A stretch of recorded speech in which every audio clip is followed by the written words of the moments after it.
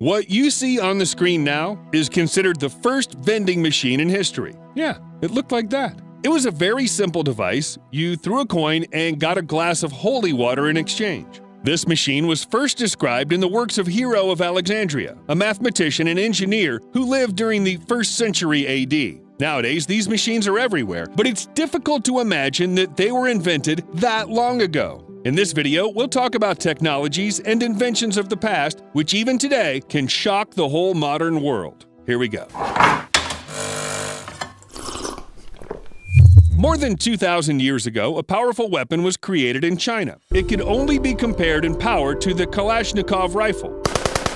It was probably the first rapid-fire weapon in history, although people were still far away from the invention of bullets and other modern gizmos. And if you don't understand why it's so cool, well, here's a simple explanation. The more shells a soldier can fire, the more efficient he is. And the Chinese warriors were incredibly efficient thanks to the repeating Zhuge crossbow. The action of stringing the bowstring, placing the projectile, and lowering the bowstring could be done with one hand. If you've seen medieval crossbows, you can imagine that this Chinese crossbow was very different. And thanks to the magazine case with bolts, the Zhuge crossbow could fire from 7 to 10 bolts in 15 to 20 seconds. But we're talking about the first version, while an upgraded version of this crossbow could also shoot 2 or 3 bolts simultaneously. For comparison, an ordinary crossbow can only shoot about 2 bolts per minute, and the best archer can shoot 10 arrows. See the difference? And all this in the 2nd or 3rd century AD, or maybe even before that. By the way, the Zhuge crossbow was last used in real battles in the late 19th century.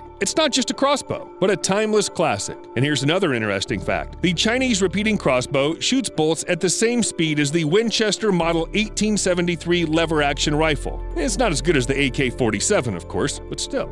However, the automatic crossbow rifle is not the only technology of ancient China that amazes us. In southeast China, archaeologists found a 2,000-year-old working tool. It's a hydraulic hammer. Water plus gravity are the perfect tandem for agricultural work. The flow turns the logs and the hammers fall under their own weight, hitting the grain and crushing it. No electricity, no physical labor, no lunch breaks. The hydraulic hammer can work 24 hours a day, 7 days a week, and each hammer will hit with a force of 445 newtons. So one machine will be able to replace up to 10 people. And it doesn't need to eat, sleep, snack, or check their Instagram feed. It's very convenient. Chinese craftsmen were far ahead of their time with this invention, at least by, 15 years. For years, the hydraulic hammer was used to crush grain and produce flour. But some centuries later, it was used for metal casting during the Chinese Industrial Revolution. And it's still used all over the world in modern factories 2,000 years later. Of course, hydraulic hammers look and work a little differently today, but the principle remains the same.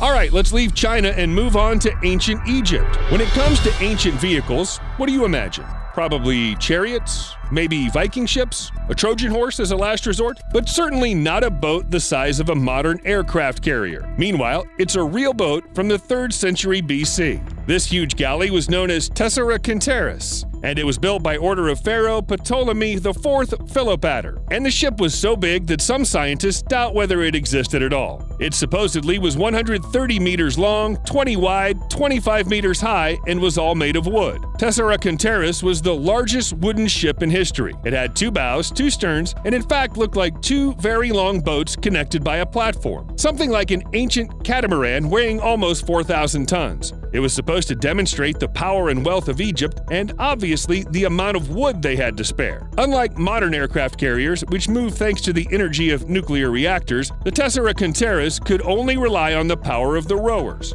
And there were 4,000 of them, 50 oars on each side. It's not clear how the Egyptians managed to accommodate so many people and make them row simultaneously. There were also 400 sailors on board, as well as 2,850 soldiers. On one hand, it sounds incredibly cool, a whole small town in a boat. But on the other hand, just imagine how crowded it was, and the working conditions of the rowers. Definitely not a dream job. Let's remain in the country of the pyramids and take a look at another invention from the past, but worthy of the future. Some people feel disgust at everything connected with war, and it's pretty obvious why. However, many scientific discoveries were made thanks to the desire to defeat the enemy. Wars have always stimulated technology, and as a result, mankind has learned how to create entire factories to create war machines. And what about the ancient world?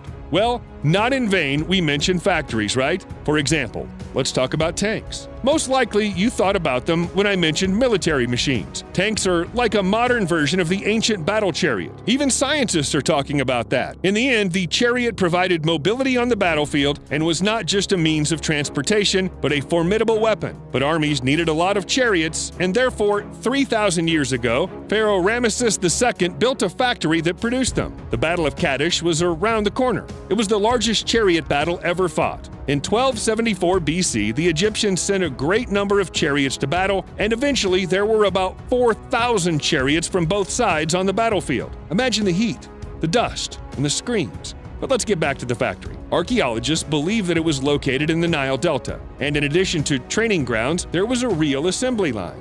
It was about the same as those at any modern factory, except it didn't have a conveyor belt. Chariots were assembled from parts that were created separately, and this greatly accelerated the process. So, if you're told that it was Henry Ford who created the assembly line method in the 20th century, you can argue that it was the Egyptians who did it 3,000 years ago. But not only the Egyptians and Chinese had amazing inventions. Are you familiar with the name Archimedes? You probably are. Even those who are not interested in history have heard about this ancient scientist. In his time, Archimedes made many discoveries in the field of geometry. He was the first to mention some ideas about mathematical analysis and laid the foundation for mechanics, hydrostatics, and he invented the pulley system. Today, it's used everywhere, but in ancient times, heavy loads were lifted only by people, and the heavier the load was, the more people it took to lift it. For example, to get something off the ground that weighed a ton, it was necessary to call at least 40 people. Can you imagine how hard it was to build anything? Wow! But Archimedes came up with a way to make people stronger without any mutations. Only a system of pulleys and winches that made it easier to lift any load. In simple words, the weight of the cargo is distributed on a rope. The longer it is, the more weight a person can lift. And although the whole process takes more time, it can be done with less than 40 people. There's even a legend that Archimedes alone was able to pull a ship to shore using only his pulley system. Hopefully, then he watched a bunch of people trying to push the ship back into the water and giggled. Okay, well, Archimedes and his pulleys, ropes, levers, and other inventions are quite famous. But what if I told you there's at least one copy of a Swiss Army knife in the world which is 1,800 years old? And of course, it's not from Switzerland. The knife was actually created by Roman craftsmen. It includes a spoon, a fork, a knife, an awl, and a small shovel. Everything that a rich traveler needed in ancient times. I have no idea what he did with the awl and the shovel. Needless to say, the metal faded a little and bent over time, but if you could look at a modern copy, then, hell, is there one on eBay? I'd totally buy that. Unlike the usual Swiss Army knife, which is appreciated for its convenience and functionality, its ancient Roman version emphasized the status of the owner. Not everyone could afford to eat well on the road, let alone do it with proper cutlery. Even today. In fact, Romans carried a whole set of silverware in their pockets. Maybe in the other pocket they carried a dinnerware set inherited from their grandparents. Now, let's talk a little bit about construction. When it comes to technologies that were used, for example, by the ancient Egyptians to create their pyramids, there's always someone who believes it's all very mysterious. Surely you've come across these people. They like to talk about alien foremen and space drills. It's really hard to believe that all these huge monuments of limestone, sandstone, and granite were created without the help of modern devices. But to understand what the Egyptians actually used, you can turn to the frescoes.